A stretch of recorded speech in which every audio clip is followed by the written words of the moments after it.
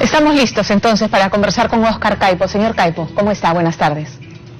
Buenas tardes, Pamela. Un saludo a tu teleaudiencia. Muchísimas gracias por atendernos. Quisiera conocer sus primeras impresiones de esta gira que ha hecho el presidente Pedro Castillo, llevando este mensaje de que las inversiones son bienvenidas, de que se garantizará el marco jurídico, de que no son un gobierno comunista y que se va a proteger la inversión privada.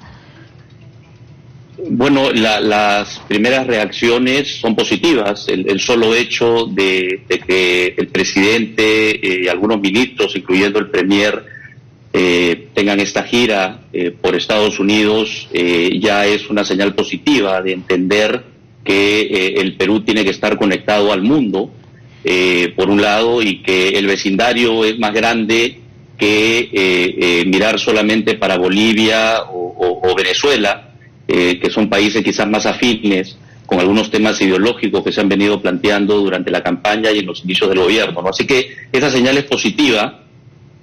Algunos mensajes dados con respecto a que son requeridas y bienvenidas las inversiones y que se respetará el marco jurídico, también son mensajes positivos. Sin embargo, creemos que aún no son suficientes, dado que han habido otros mensajes contradictorios, inclusive en los últimos días, ¿no? Entonces creo que va a tener que hacer un esfuerzo el gobierno, encabezado por el presidente y sus ministros, en ya no solamente hablar, sino qué cosas concretas se van a ir ejecutando, de tal manera que se pueda recuperar la confianza que todavía no está en los niveles necesarios, pues, para que se pueda materializar en inversiones de largo plazo, ¿no? ¿Qué señales debe dar? El presidente ha regresado, hoy canceló el Consejo de Ministros, en un momento en que nuevamente se trasluce las fracturas que hay al interior del gabinete entre el premier y algunos de sus ministros. La semana pasada petardeaban al ministro de Justicia.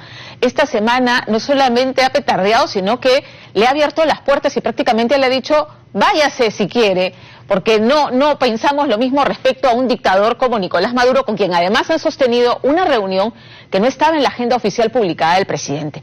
O sea, hay una fractura evidente y ese tema fundamental de, además, otros cambios que debieran ocurrir en el gabinete no se abordan.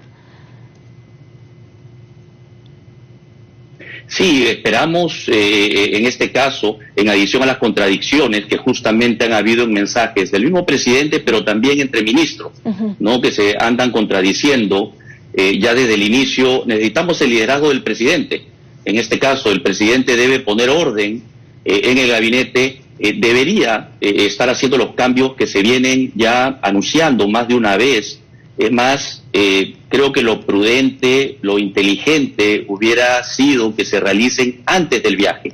No solamente los cambios, sino también haber nombrado y confirmado al señor Julio Velarde en el BCR para justamente dar esas señales que se están esperando para que se confirmen las palabras y se vean reflejadas en hechos, ¿no? En este momento tenemos mensajes contradictorios con respecto al tema de Asamblea Constituyente. Vemos que está sucediendo, que se están recolectando firmas, ministros que hacen mención al proceso, congresistas del partido de gobierno que están activamente recolectando firmas, y luego salen de viaje los representantes, el presidente y sus ministros, y ahora dicen que no hay tal Asamblea Constituyente, ¿no? Entonces, ¿cuál va a ser la realidad? ¿No? ¿Cuál va a ser la verdad con respecto a esto?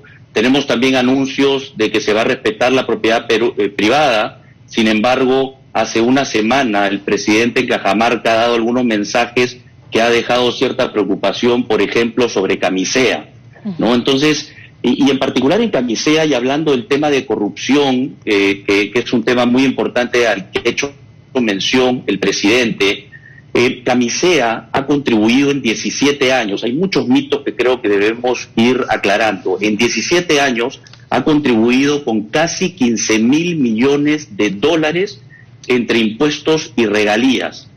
Y de esos 15.000 millones de dólares, la mitad, aproximadamente 7.500 millones de dólares, han ido a la región de Cusco en 17 años.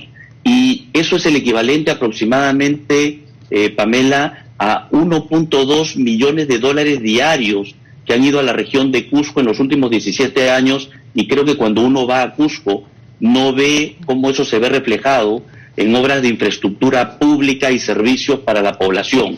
Y creo que eso está muy amarrado con el problema de fondo de corrupción que tenemos en el país.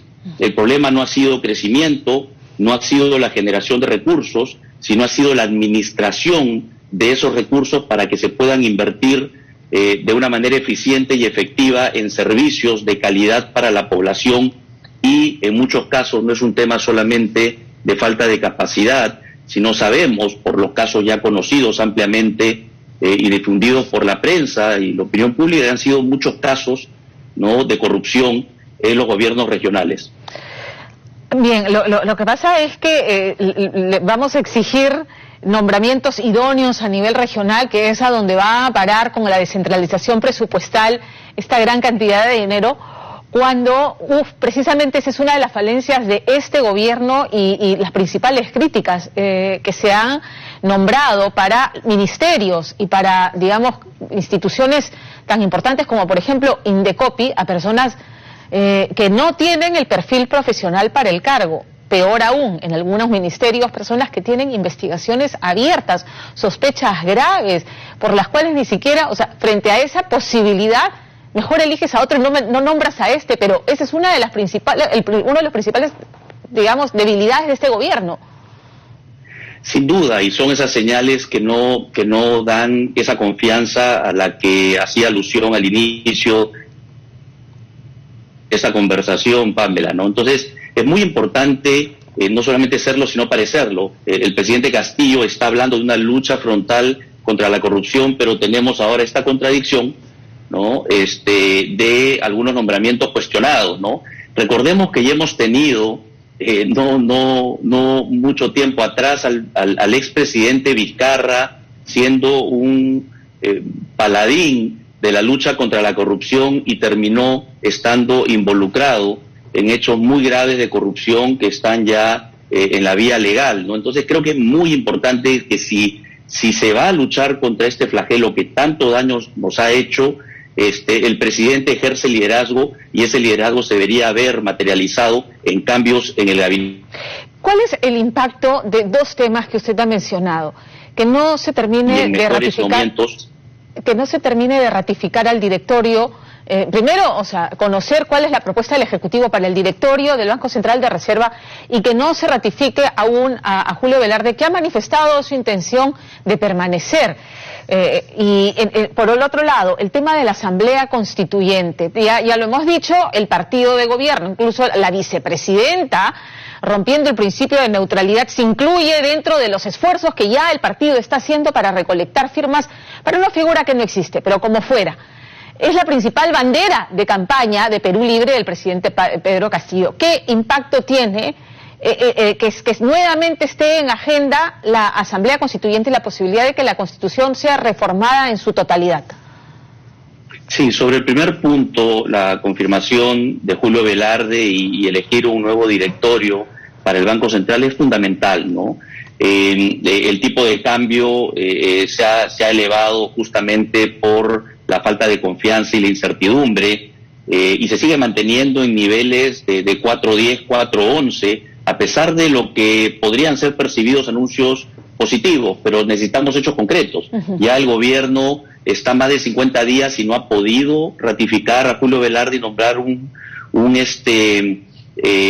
directorio que permita que el tipo de cambio baje y que impacte en los precios que tienen incidencia del dólar y que está afectando a tanta gente, ¿no? Y sobre el segundo punto, no es que no querramos los cambios o no reconozcamos que se requieren cambios, ¿no? Pero tenemos que apuntar al lugar correcto nuevamente, ¿no? La razón por la que no tenemos salud, educación, no es la Constitución, ¿no? La razón por la que no tenemos la salud y la educación y otros servicios públicos como agua para todos los peruanos, sobre todo en los lugares más alejados, es por la falta de capacidad de ejecución y por la corrupción que ha habido en la descentralización y en los gobiernos regionales y municipales ampliamente conocidos, ¿no? Entonces, creo que debemos apuntar al problema si es que queremos encontrar una solución, porque si le echamos la culpa a la Constitución, vamos a pasar varios años, traer mucha incertidumbre, porque ese es un proceso que puede durar 3 años, y eso va a espantar, retraer las inversiones que necesitamos en muchísimos sectores, como el sector minero, que invertimos en los últimos 10 años 60.000 millones de dólares y hay una cartera de proyectos por un monto similar para poder invertir en los próximos años, generar empleo, generar impuestos y recursos que puedan ser destinados justamente a cerrar esas brechas sociales que tanto necesitamos. Entonces, es muy importante que apuntemos al lugar correcto, hagamos cambios si tenemos que hacer ajustes en la Constitución, utilizando los mecanismos que la Constitución hoy contempla y que podemos discutirlos a nivel del Congreso. Lo que no vemos hasta ahora son propuestas concretas en ese sentido, más allá de querer apuntar a un cambio total de la Constitución que creemos que en este momento, post pandemia, es absolutamente inoportuno e innecesario. Señor Caipo, gracias por atendernos esta tarde. Muchas gracias a ti, Pamela. Gracias. Buenas tardes. Buenas tardes.